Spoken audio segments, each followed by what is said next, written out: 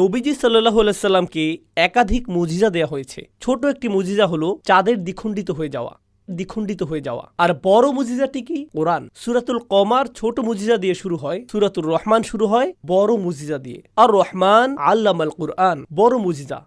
এই দুটোর মধ্যে সম্পর্ক বুঝতে পারছেন আপনারা?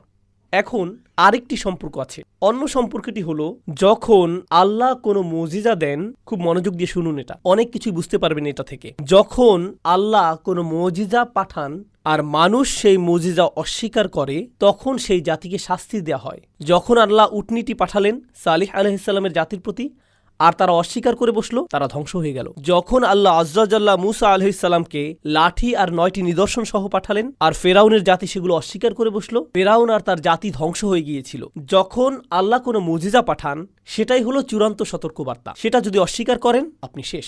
খুব ভালো করে লক্ষ্য করুন, বার্তা আর মুজিজার মধ্যে